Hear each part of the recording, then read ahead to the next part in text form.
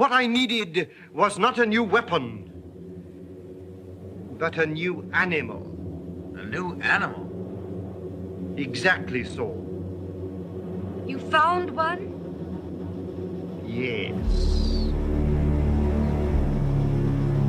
Here on my island, I hunt the most dangerous game. Most dangerous game?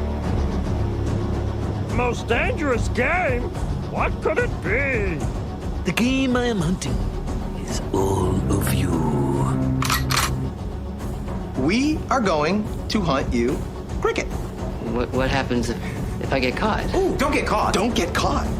Well, there he goes. Hunt men? You raving maniac.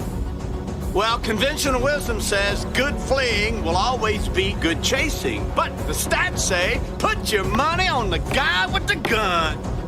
And the hunt begins. Indeed, indeed. This is gonna be fun. Yeah. Hello and welcome to the Most Dangerous Podcast. What? We're back and talking the 1994 classic, not Surviving Christmas. That's 2004. Surviving the Game. Yes. And I am Travis Fishburne. I am Alex Brunel. I'm Dustin Meadows. Yeah, and I should have introduced you guys first before I said all that other stuff. But yes, 1994 Surviving the Game. It's too late. We're live. It's already happened. Leave it in. Disckerson's second film, and we're back talking the game. This is exciting. I love this movie. This particular movie is something Alex has been wanting us to cover. I mean, Dustin really brought this up early too. Yeah. True. Because I rewatched this one when The Hunt came out at the beginning of the pandemic.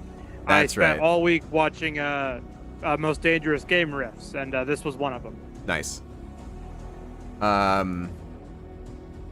Yeah, I mean, okay. So this is the second time I've seen this movie. I'd only seen it once before, and I loved it based on that one time. Same. It's got a lot of flaws. It's not amazing. I will get out of the way the things that I think are not that good about the movie. The pacing is kind of crap. It doesn't feel propellant at all. There's never really any tension. Like Mason, okay.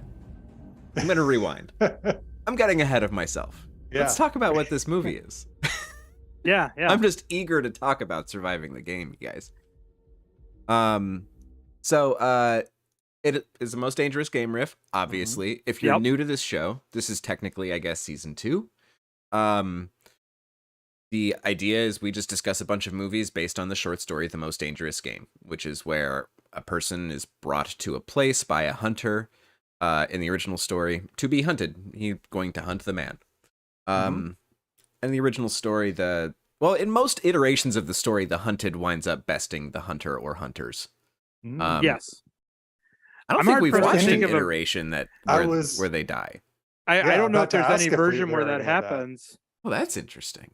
Because like even the ones that we haven't covered that I am immediately familiar with, like that's never the case. No. Like there's always that reversal at the end. Right. Yeah. Everyone I can think of, it's definitely the protagonist is the one that's being hunted. It's hard to make the hunter the hero. Right, yeah, but you could still make the hero die. Like you could still go for the sad, shitty ending. Didn't Confessions of a Psycho Cat kind of end that way? Like she gets captured, but at the same time, like she still gets the guy, doesn't she? Yeah, but like 2 of the 3 of them don't even know they're being hunted. Like, so it definitely like it's less. It's like her 30% hunting them, 70%. Just murdering them because they're not aware that it's about to happen. Yeah, that sounds about right. So that's the closest one, but I would argue that it doesn't count just because of how it's framed or no, they do know because it's a bet or something. Yeah, but like none of them are like superb hunters. They're all like Confessions of a Psycho Cat, if anything, is the 3 chapters before the dude even gets to Zaroff's island. It's like, oh, hey, here's what this dude has been doing. Right. Like that's Confessions of a Psycho Cat, essentially. Sure. That's a good point. I was listening to our podcast about that a little bit again recently, and that was a fun one. I like that movie. Anyway, so this movie, this is the social commentary version of Surviving the Game, the social commentary 1994 action version, where a homeless man, Mason, played by Ice-T, is hired as a survival guide for a group of wealthy businessmen on a hunting trip in the mountains, unaware that they are killers who hunt humans for sport and that he is their new prey. And the cast in this movie is outstanding. Stupid. Stacked. Travis, do you have cast notes, or did you want to handle the cast? I do not have my traditional cast notes. Yeah, Dustin, let's let Dustin do it. Yeah, Dustin, so as Alex mentioned, you got Ice-T, aka I believe Terry Mason. Jack Mason. Jack Mason, that's what it was. Yes. I want to say also, I didn't like study his IMDb the most extensively, but it seems that this is Ice-T's first lead performance. He had some smaller roles and stuff leading up to this, and of course, I think New Jack City came before this. Oh, that is he was the lead in New Jack City. Yeah, Tim and Wesley Snipes and Judd Nelson. Right. Yeah. Right. New Jack City was 93, but this it was 94. This was the beginning of New Jack City. I think so. You might be right. The point is, pretty early in Ice-T's leading man territory. At most, maybe his second at bat in the lead role, I think, because everything before this was like smaller parts and like Ricochet and other movies. God, Trespass might have been around this time too. Oh, huh. So that's the point. Ice-T. You've got Rutger Hauer as one of the two kind of co-captains of the hunting group. You have Gary Busey as Doc Hawkins, a psychotic psychiatrist. You've got John C. McGinley as Griffin, the cowboy who's recently lost his wife. You've got F. Murray Abraham as Derek Wolf Sr., a Wall Street broker, and his son. I'm blanking on the actor's name. Oh, that is Wolf good old Sr. Billy McNamara, guys. That's it. William McNamara. That's what it is. Yes, an actor I have worked with. And, nice.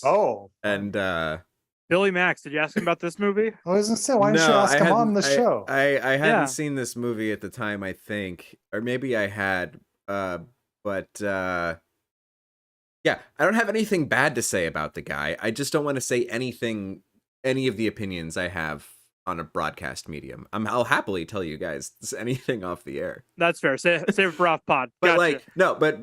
William McNamara is as a person to work with is like totally fine to the crew, lovely to the crew, a nice chatty guy, weirdo.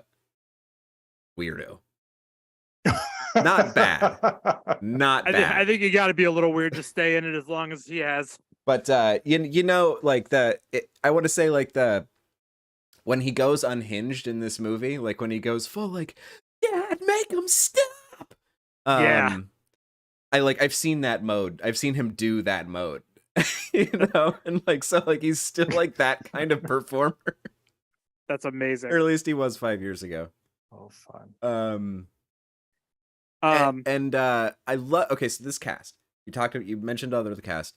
I love. Charles S. Dutton. Yes, sorry, as Dutton. Cole. There you go. That's the last big one. Right. That's really everybody that's in the movie. There's also Hank and like a handful of other homeless people in the encampment toward the beginning of the movie, but that's kind of it. Yeah, Hank's the only other character that really gets like even lines, really, I think. Yeah, I think that's correct. Yeah, and he's in and out pretty quick. And you know, amongst this group of truly like really strong performers. Like I'm not gonna go to bat and say like Busey's a great actor, but he's a committed actor. He's a committed actor. That is absolutely true. And he's like he has a back-to-back monologue in this movie. He has a monologue and then there's like 3 minutes of scene and then he has another longer monologue that you're like, I think is he just talking about his own life? Like, because this was post motorcycle accident. Yeah, so. He tells this story about like he had this dog that his dad made him train with M80s to attack the thing where the M80s are coming from, and then and he loved the dog, and then on his 12th birthday, 13th birthday, he forced young Gary Busey's character to fight the dog to the death, and then Busey murders the dog after the dog gets a scar on his face, and that is his birthmark. That's what he called that scar. Yeah. Mhm. It's a crazy dark monologue. It is, and I think it's a 1 or 2. I think you're right. I think it's a slow push Yeah, oneer. it's just a slow push. Because like I was watching, I was like, oh, this is just a 1 take. Okay, cool. My fiance and I rewatched it last night, and even after that scene, she was like, people had to audition with that, right? Like somebody's like I that's don't know. their monologue, right? Maybe I think Alex is right. I think he was just riffing, Yeah, he and might have Ernest just been Dickerson was telling like, a story. just roll, just It would don't not just surprise me go. one bit. Well, I know in because I watched it, I think a year ago or so. In Silver Bullet, the director gave him kind of a lot of leeway with improvising and ad-libbing during scenes. So yeah, that would not surprise me one bit either. And just I love amongst this group of like really strong performers, it's really just for a good chunk of the movie, for the whole first chunk of the movie until people start going, it is Busey versus McGinley for who can go crazier. Mhm. Yeah. with the least amount of provocation. sure. And I love so much, like, as soon as you see John C. McGinley in this movie, he's just ready to yes. explode. I at any rewound and I moment. showed Sarah, like, I'm like, look at this look that he's just given up. Look at this. He's just staring. Like, down. I've never, yeah. it's like the tightest wound slingshot, the tightest pulled slingshot of all time. And he plays it that way for a long time. It's so good because, like, especially when him and Busey go toe to toe, like McGinley goes 0 to 60, He and really does. Busey is very much a slow, but like insane build to what 11 is for him. Yeah. Right, yeah. Busey like really escalates with his thing. Yeah, and McGinley just like on a trigger. But yeah, McGinley, like as soon as like Ice, like, okay, so the context is they're all having dinner. This is before Ice-T knows he's prey, and he thinks he's a survival guide in the wilderness, which doesn't really make sure, whatever. And McGinley's like trying to interview him. He's like, "Where are you from? How old are you?" Like very like still, you could tell he's just Very intense, looking for the reason to fucking go off. And then Busey chimes in. He's like, he's just trying to get to know you. You ever killed anybody? He's like, my wife and kid. And then that's like the rubber band fucking snapping. And McGinley just goes with like this unbelievable amount of physical energy at Ice-T. It's great. That's a great scene. Also, fun factoid is like McGinley and Busey like worked together just a few years ago on Point Break. Oh yeah, that is true. Oh yeah. A little more restrained in their scenes together in that. Together though. Yeah. Separate, they were not restrained. No. Because McGinley was the prototypical angry police chief. I want to divert and talk just a little bit about the people behind the camera before we really delve in to dissecting this movie. We have Ernest R. Disckerson as a director. A lot of horror nerds know who this guy is, which is, his name comes up a lot. He is now generally a TV director, a fine TV director, but he directs a lot of TV. He started out his career as a cinematographer. Some of his work includes Brother from Another Planet, Eddie Murphy Raw, and basically all of Spike Lee's movies from 86 to 92, which is something I relearn every time I look up Ernest R. Dickerson. I remember seeing his name come up when I was reading about Do the Right Thing after I'd rewatched it last year. Yeah. And then he moved on to directing in 92 with Juice, followed by this in 1994. I did not realize he did Juice, and now I'm going to bump Juice up in my watch list. Yeah. It's been sitting there forever. Now that I know it's him, I'm going to watch it this week. There you go. Juice is the only other Dickerson movie I've seen. Oh, you're in for a treat. The only other one I've seen is Tales from the Crypt Demon Night, which is what he followed this movie with. Yeah, his best one, I think. But love that movie. Also, Bulletproof and Bones. Oh no, I've seen Bulletproof. That's right. Oh, okay. Is that the Damon Wayans, Adam Sandler That one. Bulletproof? Yeah. Mhm. So and then the writer, who I think everything that's cool about this movie is coming out of Disckerson and the cast. I just want to say that. Like, unfortunately, and I'm sorry to Mr. Eric Burnt, I do not think that the script is that great. I think that the dialogue in particular is really like, you know, TV movie level. It's very basic dialogue. The performers do what they can with it, and they're so good that it's still compelling. But it's, you know, everything is just like so on the face. There's no subtlety in this movie whatsoever. No. Everything in this movie is a hammer. You lose, I think, even one or two of the main cast, and this movie doesn't work. Right. Totally. Absolutely. Like it's carried entirely on their shoulders. Yeah. It's only because we are interested in watching, ultimately at the end, Howard and Abraham pursue Ice-T. That's what we're in for. But this was Eric Burnt's first produced feature. He would also write or co-write Virtuosity, Romeo Must Die, and Highlander Endgame. I will vouch for Romeo Must Die. That's a pretty good time. And I haven't thought about Virtuosity in years. His most recent work is Z Nation. So, you know, I think this guy has certain strong suits and certain knots.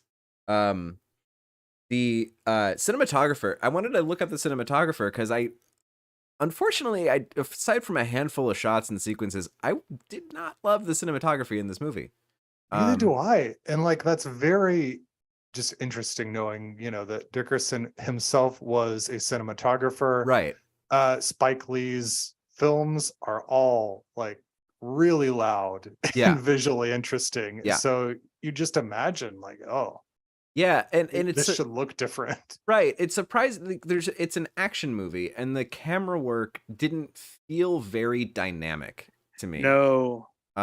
It felt like it was shot like a TV movie. Yeah. You know, there are moments that are these great shots that like really, really work. And they're cheeseball, but they like really work. One of them is Mason gets a little bit of the ways into the woods and then doubles back to the cabin to try to find some weapons and decides to burn the place down. And we'll talk about that. But he burns the place down, and as the hunters descend on him, they try to go in there and get him, and Busey's in there, and there's this amazing shot that's just the back door of the cabin, and Busey bursts through it with a knife coming straight at the camera, and it's this shot that lasts like maybe 3/4 of a second. It's a very short shot. Yeah, but there's a bitchin' shot. It's so good, and there's a semi-repeat of something like that toward the end when Wolf Sr. is kind of freaking out and just blindly shooting into the woods and taunting Mason to come out, and then you know, he just appears out of nowhere and it's just a fist to the face after being able to just see ice for half a second. It's great. But so I'm sorry to Bojan Bazelli, cinematographer, who shot this movie, who has a lot of great looking titles under his belt. So like, again, it's crazy. Like, I don't understand why this movie looks this way. Other movies include like he's a Gore Verbinski guy. Yeah. Pumpkinhead, King of New York, Gnome Named Norm. Anybody? Boxing Helena, the remake of Hairspray, Pete's Dragon remake, and Lone Ranger, the 2013 Lone Ranger. The Ring. And recently Underwater, which I thought was a really good looking movie. Underwater's fantastic. That's a great movie, period. But it's also a great looking movie. Abel Ferreira's Body Snatchers. Oh, wow. Mr. and Mrs. Smith, Boxing Helena, he shot. That's a good looking movie too. It's not a good movie really, but so yeah. Stuart Copeland, composer on this film. The score in this movie is really funny to me because it's a very 90s, like, I don't even know what the term for it is, but it's there's like a lot of sax and blues score. Guitar. Yes, there you go. It's a really, it's very specific like motif. Vaguely Lethal Weapon-y. Yeah, yeah, but like almost like sounds made for TV movie. Yes, yeah.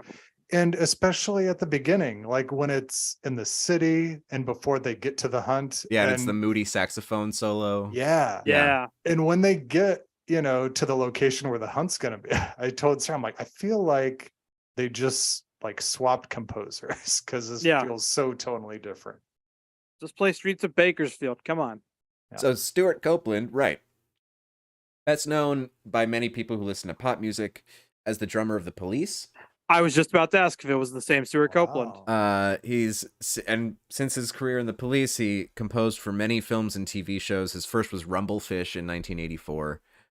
He also did, amongst very many other things, Wall Street, Highlander 2, Babylon 5, Good Burger, Very Bad Things, Pecker, and more. But most notably, he composed the theme song and a bunch of incidental music for the Star Wars Droids animated series in the mid-'80s. Interesting. Streaming on Disney Plus.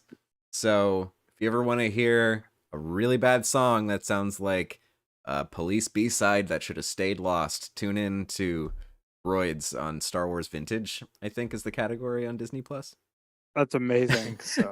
It's funny. There is a composer named Stuart Copeland who's actually Stuart Copeland, but there is a composer named Brian May who's not the Brian May from Yes. Queen. That is bothersome. I think I only found out maybe 2 years ago. Same. It was Yeah, because for the longest time. Discovery. Yeah, we covered a Brian May movie. with Oh, that's Turkey right. Hunt. That's Yeah. right. Yeah. And then there's one more name I'm going to call out just because I randomly saw this credit as I was scrolling the IMDb and I clicked it and I looked into it. Bill Pine, who color timed the movie. There's still a colorist on movies nowadays, but that is a digital thing now. And in the 90s, it was a chemical process with the film. And Bill Pine was a color timer who did many movies. But the one I wanted to cite that he did was Hard Target, just the year before. Oh. Oh wow. So, I don't know. Bill Pine getting his thumb in the That's in a the great connection. most dangerous game movies of the 90s. I wonder if part of it was like, Bill, we want it to look like that. Or if it was like, Bill, we want to make sure this looks different. Yeah, because I will say of the two, I think Hard Target's the better movie overall. Hard Target for is a sure. great. Yeah. I can't say it's a great movie. It is a super fun movie. It's a solid movie. I Yeah, think. it's I really think, fun to watch. I think it's a solid 4, maybe even a solid 4 or 5 if I'm drunk or have friends over. Yeah. It's a solid watch just for how stupid and over the top the gun action is. Oh yeah. But like to perfection in its mode. You know what I mean? Oh yeah, and Vazel and Hendrickson basically trying to Busey and McGinley each other. Yes, please. And just brimming with Brimley. Oh yeah. Gator don't eat that shotgun. Oh man, I kind of forgot that Brimley was like the guru in that movie. The Cajun grandpappy go down and get the crawfish He's down the creek. That's insane. Right, and they pass off. Oh man, what a movie. Guys, check out our podcast on Hard Target, then go watch Hard Target. What a movie. Where they Maybe pass the off only the movie- muscles from Brussels as a Creole. It's great. Maybe the only movie to end in a parade float warehouse that I can think of. And definitely the only movie that I know of where Jean-Claude Van Damme punches a snake unconscious. Mm-hmm. Yeah, that happens too. It's so good. We I think only I'm gonna watch watch the Hard good Target movies again here, this guys. week. We only watch the good movies on this show. Hard Target and Juice. That's my week. There you go. That's a good week. And Trav, you sent me some contractions this week. I did, because this movie, we're back in the contractions game. Yeah. Which is Oh, yeah. Star Trek Connections. And I'm gonna fade to Yeah. that card, yeah? Yeah. And the Hard. most, the obvious one is we got F. Murray Abraham, and he played Adar Ruffo in, the film Star Trek Insurrection. Oh. Yeah. Where his The- skin looks like it's made of the silly putty that's being stretched out too far. Is he a human or an alien? No, well, they're from a different planet, and like If I remember, this is like a commentary on extreme plastic surgery, right? it kind of is. Okay. And Oh, it's interesting. about them. It's revealed that they are descendants of the other people from this planet that that they are attacking, and Picard's crew is trying to save, but they're growing old and they're envious of being kicked out of this Garden of Eden type place. That's right. Interesting. I like Insurrection, but I always forget what it's about. Mm-hmm. I need to watch. I don't think. I think First Contact might be one of the only 3 of the original 2 series of movies that I've seen. Oh. But now I know F. Murray Abraham's in it in addition to Tom Hardy. Tom Hardy's in Nemesis. That's in Nemesis. Oh, yeah. oh no! You're gonna have to. You're gonna have you to. got go 2 mind, movies now. I'm not gonna watch it at all. Then fuck it. Oh wait, should I not be swearing? No. This is an R-rated movie, so it's an R-rated podcast. Fuck yeah! Right? Yeah, that's true. And then what's this screenshot from TOS on here? Yeah, and then it's always exciting and rare when we get an original series actor. And we get Jeff Corey, who played the Hank. Oh, yeah. And this is him, and he's playing a guy called Placis, High Advisor of Stratos in the original series. So it's really awesome when we get to see, him there on one of those, cheesy looking sets with Kirk and Spock. Yeah, I love it. Look at that. Look at Nice. that color on the wall.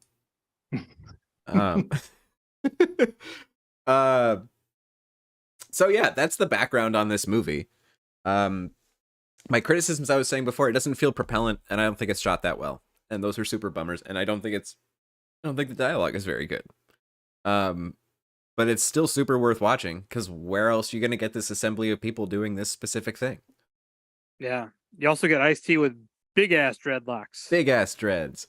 I was really amused by how his beard looks when it's fully grown out, because that's a human thing, man. Some people do not grow complete facial hair, and he is one of those guys. He shaved himself a handlebar mustache with a fucking razor blade. I wouldn't know anything about that. You wouldn't know anything about a badly patchy grown beard. facial hair. Who? Me? Worry? It took years to figure this out, which is barely anything. It's laziness on my face. It's taking me longer than I'd like. I'm gonna nap for 10 years. On my public platform in college, on my radio show, I would often argue against beards on the air, and I created many talking points that were anti-beard on my various radio shows on WBGU and Bowling Green. My views have changed. Anyway, yeah, this movie. Who's got I think John C. McGinley has the best facial hair in this movie. Oh yeah, that mustache. That little shit eater mustache. Yeah, Mm-hmm. yeah. What a What's guy. a full mustache though. Yeah, it is. Like he could have been like Jack Palance's right hand in a cowboy movie. Yeah. They never make him wear a cowboy hat, do they? They just keep calling him cowboy. When he shows up, I think he because he's wearing the duster too. Is he? Okay. I think he has a cowboy hat when he shows up. Okay. But that's the only time he wears it. Okay. Which is dumb, because if you're gonna hunt a person and you got a cowboy hat, what are you even doing? So some interesting. Let's just compare some aspects to other movies we've watched of this thing too. One of the things we love in so many of the other movies are booby traps that the prey set up for the hunter or hunters out in the woods, which does not happen in this movie. No, but once, kind of. Him hide. Oh, the cigarettes in the tree, which is a good feint. Yeah. Well, there's the cigarettes in the tree, and then there's the tree he knocks over, and then right. That wasn't so much a. Oh, I guess it was a little bit of a booby trap. Because he's waiting on because it. he's just like, yeah, okay. So there's a little bit of that. Oh yeah, that's fair. And it also reminded me of in the original movie, there's that sequence where they're traveling across the log. That looks just like the log. There from is King a log. Kong. That is true. I forgot about that. Yeah, it is the log from King Kong. They use the same sets. Yeah. Right. Yeah. They're shot concurrently. So that's a good reference. I forgot that. Very nice job. That's what this podcast is all about. Making the connections between the most dangerous game films. Yeah, had I not been so lazy, I would have, or if I had access to the original files, which I no longer have, I would have brought that up. Yeah, that's okay. No, but that's very cool. So yeah, okay, so there is, and he hides in a log, Mm-hmm. which isn't a booby Mhm. trap, but is funny. Yeah, and then like money When I saw aspect. him hiding in the log, when they're like, he's trying to fool them into so that he can get on the quads, and I see him like hiding out in that log, and he's perfectly hidden. They're never gonna find. I'm like, just like stay there. Like I would Just never get stay out. in I the would log. just sleep in that log for Just stay in the days. log for days. When they're out of the area, go catch a fish or Yeah. something.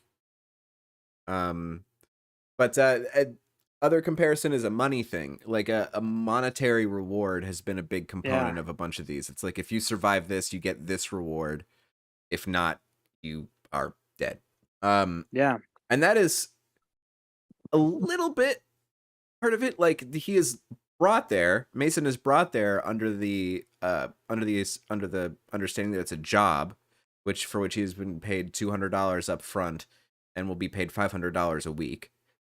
This is after he said that he was in like an interview. He was told by Burns that if he walked on a treadmill for half an hour at this pace for $20, he would get $20. And he's like, shit, for 20 Mhm. bucks, I'd run to Alaska. It's like, that is crazy, but okay. Yep. So like, he would obviously do whatever for $500 a week. Like he comments at one point that he could live off of $450 for 3 months when they're drinking Yes. a $450 bottle of wine at Mhm. dinner. It's yeah, he's being presented like it's a job. But when you brought that up, like the fact that, this is a theme of the monetary value and kind of being like, this is the reward for doing this, it almost makes it sound like the House on Haunted Hill could fall into this category. Yeah, there is a little bit of the same theme in there, eh? That's a solid point. Never thought about that. That's really funny. Oh man, I like both versions of that movie. What other comparisons can we make between this and our others? This and Hard Target, they're both of them. They're hunting homeless people. Yes, That's right. There we go. Although Hard Target is specifically, I think, homeless veterans. Right, because they can fight. Yeah. So there is like the social commentary, like there is like similar social commentary being tread in both this movie and Hard Target. And like this movie like is just like hammering it over the head where like F. Murray Abraham and McGinley are regularly referring to Mason as nothing and trash and a person who doesn't matter. And as like the hunters die, Abraham refers to them at one point as people who actually mattered in the real world. Yep. Which, is very blunt dialogue. Oh yeah, but also fully a thing that a rich person would say. That's absolutely true, yeah. We could talk about the trophy room in this movie. Yeah. The trophy room in this movie is like a Futurama-esque room of heads and jars. Futurama. Just a bunch of heads in jars. And I love the visual gag that like there's an empty one for Mason. I love that. Oh, it's a mason jar. Oh man, that didn't even occur to me. That's Also really very funny. very optimistic of them to get it engraved before they've got the trophy. No, right? Well, like I they was just hadn't thinking of, failed like- for like 4 dozen other poor human beings that are up on these shelves. Still, you usually can't return that shit. Can't just chip off the little name placard and because then you fuck up the wood. Oh, you could, but you probably still have to pay for the first engraving. Is what I mean. True. Well, And this is also a common theme that like this is in the original movie. He's got he's got people up on the wall. Mm-hmm. And in The Pest, there's that as well. Yes. yeah, for sure. And like also Busey's death is great. Well, let me find my notes on Busey's death because it is shortly after he bursts out of the burning cabin and attacks Ice-T, and then they get into a great tussle, and there's really good dialogue that I took notes of, but I'm trying to find it. Oh yeah. As Busey is beating the shit out of Ice-T, he goes, "I like my meat rare," until Mason flips him into the burning trophy room as the heat makes all the jars explode and all the liquid inside ignite because it's some flammable preservative, and he goes, "Try well done," and then the house explodes. It's great. Yep. I believe it's a try well done, bitch. Oh, thank you. Thank you for the correction. I was laughing Very- too much to properly make the note as I was watching the Very movie. important. I'm pretty sure it is. He definitely says it a couple times. Yeah, I was surprised that Busey's death was the one we got up top out of the crew. I know, because he's so strong. They very much set him up to be the second biggest badass after Howard. And then he's the first one to go. The kid who doesn't want to hunt people. Right. Yeah, that's true. It's a very Boba Fett kind of thing if you think about it. Yeah. And I love and McGinley's insanity continues like into the hunt. Yeah. You know, he goes off on his own. He just shoots. What's the line? It's like, "Congratulations, Griffin just killed 4 trees." Yep. So good. What else we got? The ATVs. Dutton's death is wild. Oh yeah. Dutton's death. Oh man. You want to talk about it, Dustin? Yeah, essentially. So he's on the ATV that gets blown up by Mason. He is gone from the knees down. He's also like got shrapnel and stuff in his upper body. He's bleeding out from the explosion. And Rutger Hauer like basically tells him that he's gonna put him down. And then and he like I think holds up his fingers like like he jams his fingers like into his jugular and like somehow like kills him that way. Sleeper pinch, 2-finger sleeper pinch. Yeah, the whole time I was like, I don't know what you're doing. Like if you were in there digging and like opening up the wound, like that I would understand because at least that's getting the blood out quicker. But like, yeah, I don't know what this weird like. I know. Are you taking his pulse fingers? It's something he learned. On the hunts. Yeah. Well, the thing is, for me, when I watched it, I was like, "Oh, this really reminds me of Rutger Hauer in Blade Runner when he kills." What's Tyrell. his face? Yeah, when he kills Tyrell by putting his hands or his thumbs in the eyes. I wonder if Disckerson was like, "I want to do that, but can we do the throat somehow?" Yeah. Can you like figure that one out? But then he wouldn't let Rutger Hauer say, "I want more life, fucker." A little bit before that, soon before, a few scenes before, it's when Mason has killed. He's got whose radio does he steal? I think he steals Griffin's. It is, yeah. Right, he steals Griffin's after he captures Griffin. Yes. Right, he takes McGinley hostage and gets in touch with the rest of the hunters on the radio. And so there's this shot where it's Hauer and Dutton standing next to each other with Abraham and his kid in the background. And while Charles S. Dutton is talking to Mason, Rutger Hauer feeds him an Altoid. Yes. Like he's playing with a box of Altoids. He takes one for himself, closes it, like spins it around in his hand, opens it back up, and like feeds one. He places it right on Dutton's tongue. It's weird. It's great. I got most of the way through Split Second, the movie I was telling you guys about earlier, which also has Rutger Hauer. And he makes some real weird acting choices similar to the Altoid thing in that one too. Awesome. Fucking he's so good. It's weird. Everybody in this movie just chewing scenery real hard. Yes. Very true. Let's see. There's so many great scenes with F. Murray Abraham and Billy McNamara. Fuck you, Dad. Fuck you. Yeah. And then he goes off on the log. This is like they're crawling over a log across a ravine, and then Ice-T starts throwing rocks at him from the trees. There's this amazing, like, Billy goes, like, he's the only one that dies. is Billy falls off the log. Abraham, like we see this great shot of him like falling to his death. We cut back to Abraham, who like is looking down and like reaching after him, and then looks up and no. It's like Before he even like he doesn't before watch he it hits the happen. ground, right? As soon as he starts falling, he screams at the sky. Yeah. Yes, he can't bear to watch. He just needs to scream at the gods.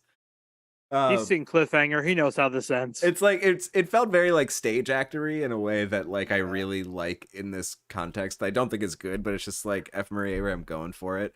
And It was very big. yeah, it was very big, and it was nice to watch him. It's actually really interesting to watch him because I've been watching the new season of White Lotus. Angela and I are like halfway through it, and he's really really good in it. I mean, obviously, like F. Murray Abraham is really good. But he is playing everything so extreme in this movie that like contrasting this to what he's doing in White Lotus, which is a very naturalistic, very excellent performance. It's cool to see him like still making choices and doing things. And Yeah, he's one of those pro actors F. Murray that Abraham. he's one of those actors that I'm not going to say he's never been in bad movies, but they've never been bad because of him. Like he always puts in the work. Like even in the newest Robin Hood with Taron Egerton, which is real bad, maybe one of the worst movies of the last, like one of the worst studio movies of the last decade. It's a movie I barely believe exists. But F. Murray Abraham is in it, and again, it's bad, but he commits and he just leans into the performance. Him and Ben Mendelsohn both, who I feel like are pretty much the same in that respect. Yeah. I'm going to read a little excerpt from Memory Alpha, which is what I use when I'm doing my Trek connections, research. Yeah, it's the Star Trek wiki. Yeah. So for the page for F. Murray Abraham, it says he is perhaps best known for portraying evil characters, particularly vagabond poaching entrepreneur Derek R. Wolf in Surviving the Game, correct police detective John Practice in Last Action Hero, and murderously jealous composer Antonio Salieri in Amadeus. Salieri, the one that I think he was nominated for. He won Best Actor. Oh, he won. Yeah. That he won for. Yeah, because they said in Last Action Hero. Yeah, that's the one that they mentioned third. Yes. This movie is the one that they mentioned first after Star That's Trek. amazing. That's so great. Wow. Like, I feel like the only time this movie gets mentioned first is when somebody asks, hey, what's that Most Dangerous Game movie with Ice-T and or Gary Busey?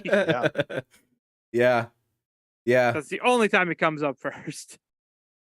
Other deaths are good. He breaks I talked about when he gets the drop on Wolf Jr. or Wolf Sr. Abraham, and he breaks his neck after Wolf's on Mason and is strangling him and shouting at him that he's nothing, and then Mason freaking snaps his neck. It's great. Yep. That's oh yeah, and McGinley, wait, we didn't cover his death, which was he had a change of heart. Like after being held hostage and being let go, he's like, I'm out. That guy's got a messed up life. He should go. Like we should let this guy go. I'm gonna go. I don't want to be any part of this anymore. Which is like he shouldn't have said that. He should have just been like, guys, I'm going back. I'm gonna go get some more guns. I need to go do something, and then just leave. I think I'm gonna recuperate in the plane for a little bit or something. Because obviously your friends are gonna kill you, bro. Yeah, they're willing to shoot people. Like, no, Dad, do something. Dude's got a hole in his freaking skull. What do you want done, guy? Yeah, the one doctor's dead, and he wasn't that kind of doctor anyway. I will say, I think it's a missed opportunity to have that kill your own comrade moment in a movie like this, to not just say, all right, well, we're just going to hunt you for sport too now, as opposed to just shooting him on the spot. Sure. Like give him that chance. Mm-hmm. I mean, I'm just saying, if I was the kind of person that was going to hunt people for sport and I took my buddies out and one of my buddies made us question his loyalty and we decided oh, hey, we got to kill him, I'm not going to execute him on the spot. I'm going to say all right, you get 5 minutes head start along with the other dude we're hunting. Get out there. Go. And then if he doesn't believe me, I'll shoot him in the leg or something, and give him another minute head start to help compensate. Excuse me. So ultimately, what happens after everyone but Howard and Ice-T are dead is Howard faints like he's going to take off in a plane. So Ice-T goes over to the plane, but Howard has exited and then explodes the plane while he gets away in another plane. And then Mason Always bring another plane. Right, always bring 2 planes to the human hunting island. Just in general, it's just anywhere. Always bring 2 planes and always check the barrel. Yeah. Always check the barrel. And then in a classic like hero survivor music and cinematography moment, Mason emerges from a pile of debris in slow motion as the music swells and fades out. And then Seattle 3 days later, somehow Mason has gotten back and Rutger Hauer is dressing up as a priest to flee the country, one would think. And then so this is an interesting thing because we didn't talk about this at the beginning of the movie when Mason and Hank, his homeless friend who dies, are foraging for food. Mason finds a gun in a garbage can. There's no bullets, but he keeps it, thinking he can get $20 or something for it. And Hank goes off on this whole thing. Hank's a veteran. Anytime you find a gun, Hank has plenty of experience at finding random weapons and making sure that they are okay to use. Anytime you find a gun, always make sure that the barrel is clear. Otherwise, you'll blow yourself up when you pull the trigger. So that's ultimately how Ice gets Howard. He has the drop on him, has the gun in his face, tells him the game is over, drops the gun, unloads it, walks away. Howard's like, is he gone? Does he see me get this gun and reload it? Great. Reloads the gun, tries to shoot him, and he explodes as Ice-T walks away. We don't see him explode, unfortunately. I would have liked to see that. No, we just hear it. But I was a little bit surprised that was that trash gun's only function was to set up this always clear the barrel thing for the end sting of the movie. I forgot that was how it ended, and I thought it was something that because again, the way it's set up would make sense to utilize it when he was being hunted. Right. Yeah, like he would have sneakily taken that gun with him or something. Like the gun that he already had seems underutilized. Yeah. It doesn't, like, the movie doesn't portray him being like screened by them for stuff he's bringing with him, like, or any kind of security, anything, you know? Yeah. But yeah, so that's another just like criticism of the script. Like the weapon that the main character had that he could have used just was a function to remember that you always need to clear the barrel of a gun. Yeah. But yeah, man, this is a fun movie. It is not on any streaming services and not available in HD. It's available for rental all over the place. Like you can rent it on Apple and Google and all the schniz, but it's not on any like subscription services. And for some reason it's not streaming anywhere in high def. It's not on Blu-ray. Your best option to watch is a DVD or one of these digital outlets. It's weird. Or VHS if you're nasty. There you go. I actually meant to pull it out. I do have it on VHS. Do you? That's kind of awesome. Like usually with something like that, there's a weird rights issue thing that's going on, but I can't imagine what it would it's be. Just a New Line movie. Like a studio owns this. I forget what New Line's a part of at this point, but like they just own this movie. Yeah, you know? there's no like soundtrack issues. There's I don't think there's like pop songs in the movie. I think it's all Stuart Copeland's score. Yeah, it's all just the score. I'm genuinely surprised that like a boutique label hasn't like done Blu-ray or something of it yet. Because like this is absolutely the same kind of movie that like Shout Factory does, or even like Vinegar Syndrome or Severin or any of the other million labels that do that kind of thing. Vinegar would love to get this movie, I would think. Oh yeah, fully fits in with their whole thing.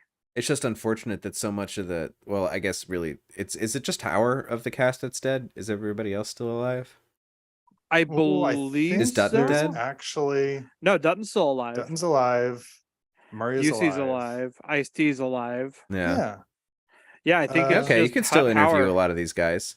Jeff Corey, who played Hank, he's no longer with us. Oh yeah, that makes sense. Right, sure. He made it to what, 88. Wow. Oh wow. Yeah. Good for him. Yeah.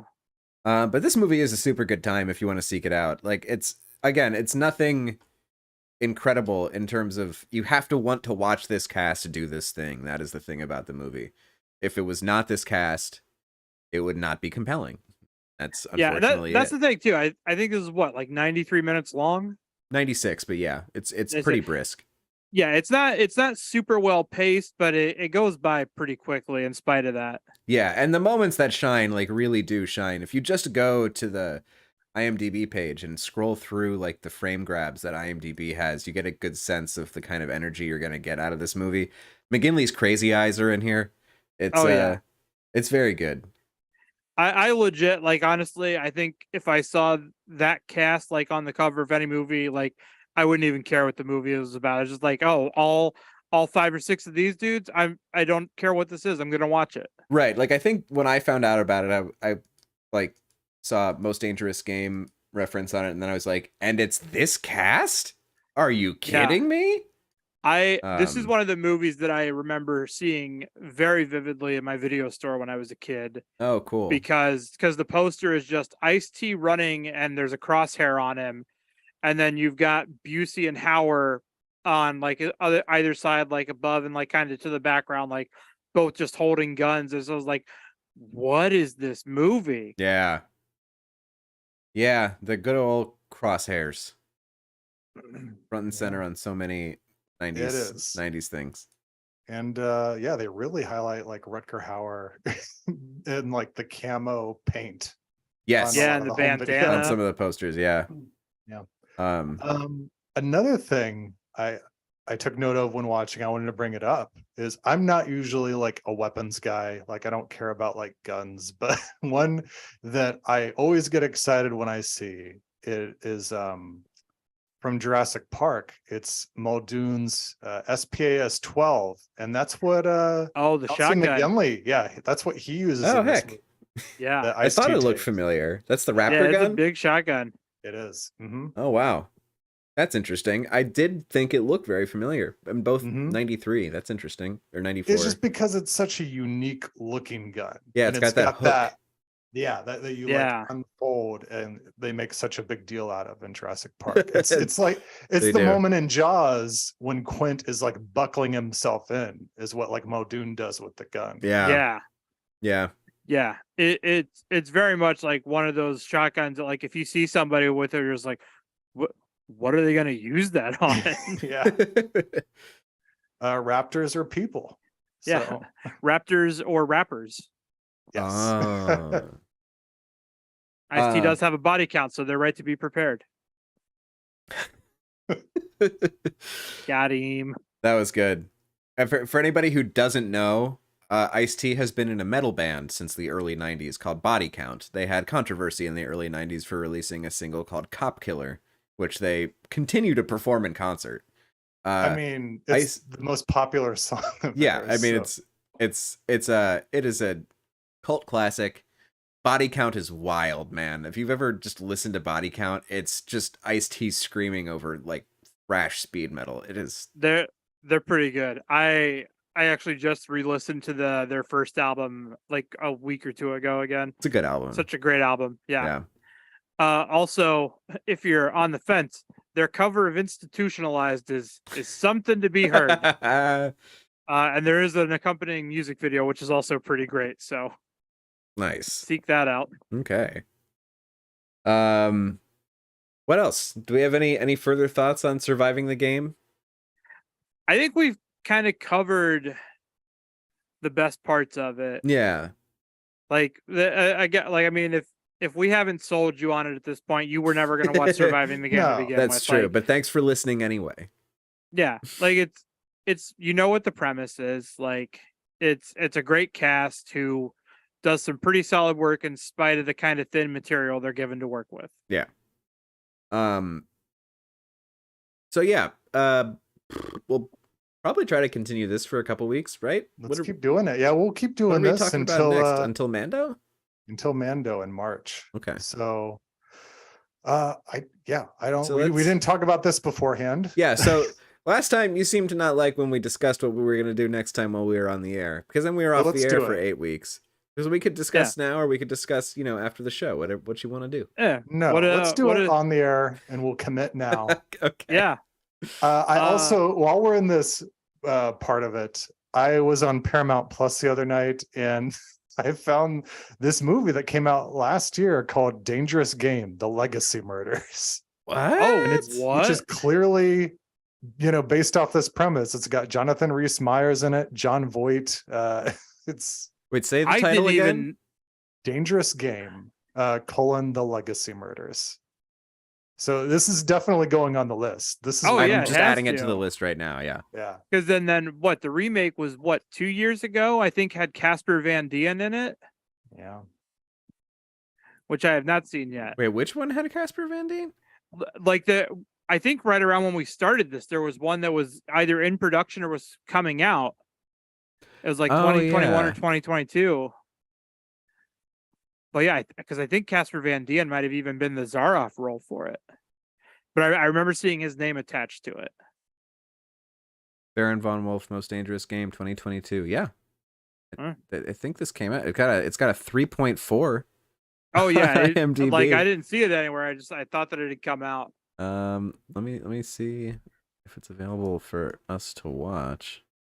Judd Nelson's in it. Yeah, that was the other person. Yeah. Nice. Yeah, we could watch that. I'll put that And on Tom the list. Berenger and Bruce Dern. Wow. Oh wow, Wow. Wow. wow. Okay, so what's I pitched this one for this week, guys. So what do you guys want to discuss for next week? What I know. I'm looking at the spreadsheet right now. Mhm. I know we talked about the Running Man before. Or We do have we wanna talked save about that? Running Man. We could talk about Running Man. I personally feel like I think Running Man fits, and we can totally talk about the related themes. But I kind of find it to be a different kind of movie, especially since it's based on a Stephen King work, which is, is the work that would riff the Most Dangerous Game, and then it makes its way into the movie adaptation. That being said, I love this movie. This is a very Alex Brunel movie. I will take any excuse to watch The Running Man. Oh yeah, Running Man's fantastic. But yeah, if we want to do that, sure. Oh, I put it on the sheet as 84. It's 87. That's dumb of me. Yeah, I knew that we talked about that. That would be good. What's the Predators is the newest one we've done, yes? Yeah, but I think we kind of did that as an idea to like kind of cover the Predator thing Oh, that makes through sense. the one movie. Which ended Was up that- working out well for us because it being the last one that we did before taking a break. Prey came out, and I think it boosted the numbers a little bit. Oh, awesome. Thanks, Prey. A movie Yeah. that I really liked. Bro, Prey's fantastic. It's Yeah. so good. Um, It absolutely should have gotten a theatrical release. so I don't know a lot of what these are kind of about just by looking at the titles, but there's 1945's A Game of Death, which is another early iteration. Mhm. 1956 is Run for the Sun. There's another porno version called The Perverse Countess. Not necessarily suggesting we definitely do that, but it's out there. Well, I'm not saying no. There's 1980. I'd have to look this one up, but I love the title. Lethal Woman, aka The Most Dangerous Woman Alive. That sounds amazing. Mean Guns from 97. There's The Most Beautiful Game from 2002.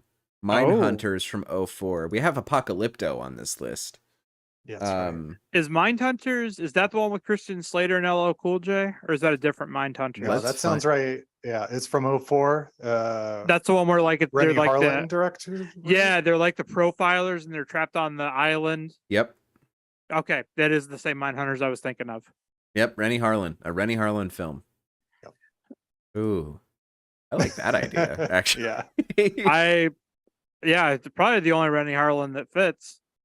All right, should we call it? Should we call it for 2004's Mindhunters for next week? Let's do Mindhunters. Okay. That sounds fun. I'm gonna check the streaming availability.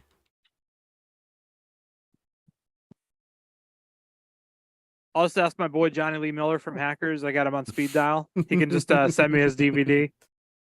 So it is streaming if you have a DirecTV subscription or a subscription to Cinemax. Otherwise, it is available for rental in all the usual places. Cinemax still exists? Premium and basic cable still exist.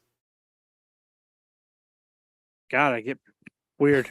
But like most of those services are just like now, like they offer streaming. Like, Well, that's what I'm saying. Yeah, does like Cinemax have a streaming app version? they've yeah. got like I guarantee like they've got some kind of a thing like that. Yeah, they've 'Cause, got, like I'm sure, one of those like does, add-on Stars things. does, yeah. Oh, they got a version that only has the soft core. You know, dude, there's so many niche streaming services that I swear to God, if they started like 90s Skinamax streaming service, some people would subscribe to that 100%. Oh yeah, it'd be cheaper than like Pornhub or whatever else. Probably would. Yeah. Brazzers. We got to thank today's sponsor, Brazzers. Oh man, can you imagine doing podcasts about Disney products being sponsored by Brazzers? You're now watching This Ain't Surviving the Game, a Triple X parody. Oh shit. You're now watching This Ain't Mindhunters, a Triple X parody. I don't know why I'm a morning zoo DJ, but that's where we're at. Morning zoo DJ. I need to get like the soundboard out. It reminds me of like in Parks and Rec and the douche. Yeah. Ira and the douche. Yeah.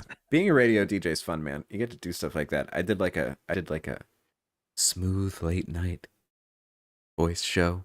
Whole show. Hey Alex, you ever fart during sex? My monkey. Hey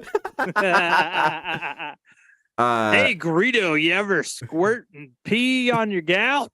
My monkey. Oh, Greedo's a freak.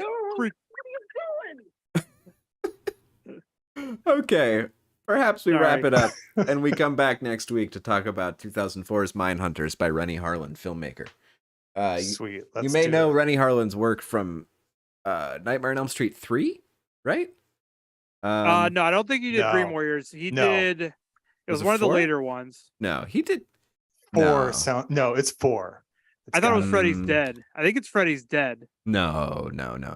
He directed one of the Dream ones, I promise you. Oh, that was Dream Well, Child. Dream Child is 4. Let's see. I Is think it he Dream did Child? Dream Warriors, man. What? IMDb is weird. Like they've changed this. I know. I hate it. I hate it so much. I've been using this I website can't for get- freaking 25 years and I hate it now. Rennie Harlan, director of episodes of Burn Notice. 4. It's 4. My bad. Dream It Master. is. Oh, nice. Hot dog. Cutthroat Island. Cliffhanger. That's the movie. Like Cutthroat Island almost like killed his freaking career. Yes, that's correct. It bombed big time. Yeah, and that killed the adventure movie in the 90s too, if I remember correctly. It did until Pirates of the Caribbean. Mm-hmm. We had such films as Captain Ron, Yeah. 6 Days and 7 Nights. Other films. The Beach. Oh man, The Beach. The Beach, I'll have you guys know, you probably know, but The Beach is responsible, if you ask me, is responsible for Dread and Ex Machina and any movie that Alex Garland has gotten to make existing. I believe it. I actually I need to watch it because I do because it's Danny Boyle. Yes, It's It Boyle, is. and Garland was originally a novelist, and he wrote the novel that The Beach is based on. He didn't write the screenplay, but he wrote the novel. And then subsequent, just like a few years after, then Alex Garland writes the screenplay for 28 Days Later, which Boyle Yep. also directs, which then launches Garland's screenwriting career, which eventually goes into Dread, which he kind of backseat directed, and then we get into Ex Machina and Apocalypse and Men, and now he's just making his friggin' Annihilation. art. That's what did I say in the second one? You said Apocalypse. Yep. Thank you. No problem. Yeah, that makes sense. But I really like it for that, and I was like following that at the time because I read the book The Beach because I liked the movie when I was in high school, and then 28 Days Later came out. I'm like, oh, look at this. It's fun. It's fun to be able to follow a career like that when you catch it early. Mm-hmm. Anyway, tune in again next week when we'll be discussing Rennie Harlin's 2004's Mindhunters with Val Kilmer and LL Cool J. Rennie Harlin made 2 movies with LL? Yeah. Oh, yeah, right. he did Deep Blue Sea. I forgot. Oh. God, how could I forget Deep Blue Sea? Maybe the best Rennie Harlin movie. Very possibly true. Indeed. My hand is like a shark's fin. Exorcist: The Beginning.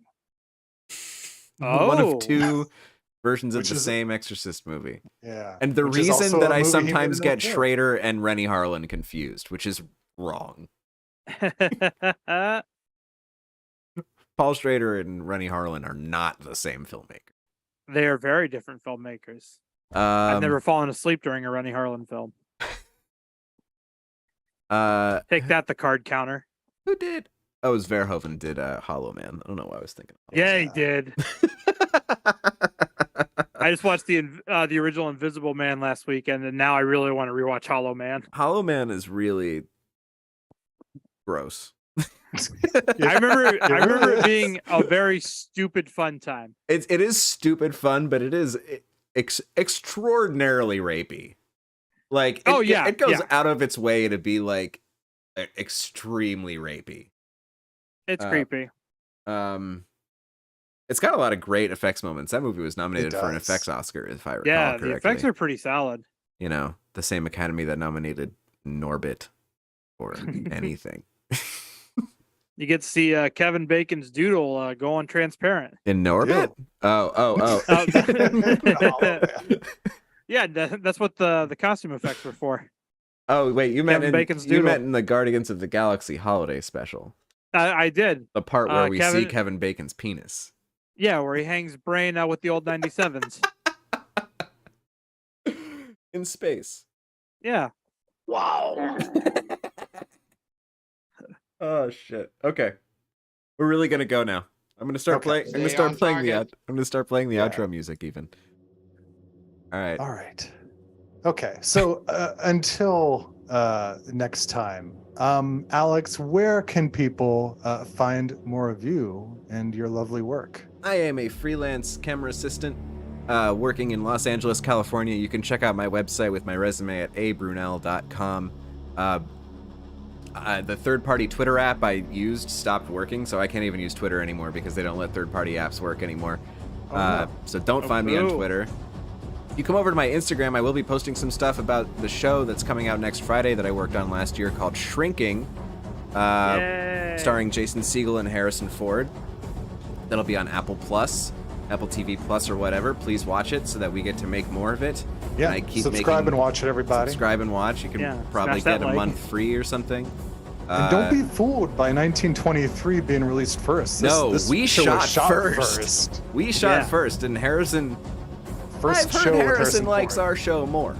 Yeah. There you go. Now this is Anchorman 2's Harrison Ford? Anchorman 2's Harrison Ford, yes. Okay. Cowboys and Aliens is Harrison Ford.